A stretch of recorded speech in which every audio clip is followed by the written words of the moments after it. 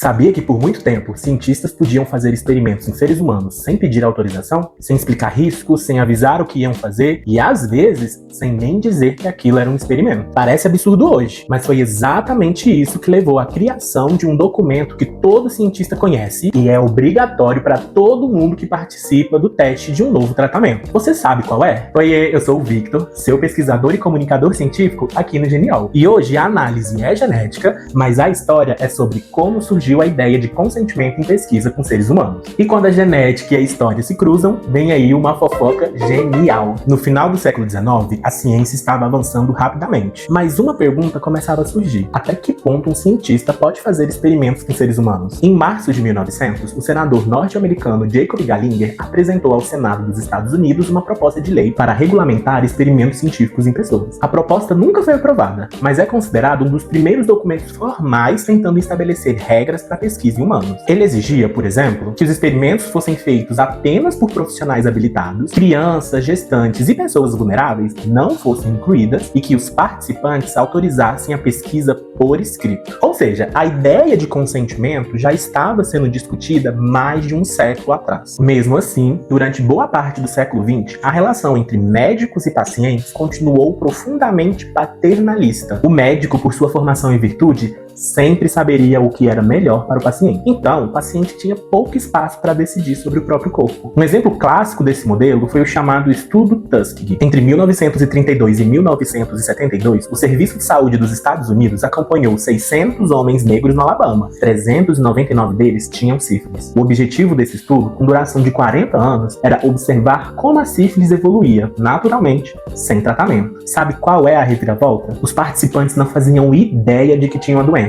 Eles eram apenas informados que tinham sangue ruim, uma expressão racista comum na época. No início desse estudo, a situação já era eticamente questionável, mas o problema se agravou ainda mais a partir da década de 1950, porque naquele momento já existia tratamento eficaz para sífilis, com a penicilina. Mesmo assim, os participantes continuaram sem tratamento. E mais do que isso, as instituições de saúde receberam listas com os nomes dos participantes para evitar que eles fossem tratados em outros serviços. Tudo virou uma bola de neve. Uma inadequação leva a outra e o problema foi se agravando progressivamente. Durante décadas, os resultados do estudo foram apresentados em eventos científicos. Quase ninguém questionou o projeto. Mas se a gente voltar alguns anos, esse modelo de pesquisa começou a ser questionado mesmo logo após a Segunda Guerra Mundial. Durante os julgamentos dos médicos nazistas, no chamado Tribunal de Nuremberg, entre 1945 e 1946, na Alemanha, o mundo descobriu algo perturbador. Prisioneiros de campos de concentração nazista tinham sido usados como cobaias humanas. Eles foram expostos a temperaturas congelantes para estudar a hipotermia, forçados a beber água do mar para testar sobrevivência,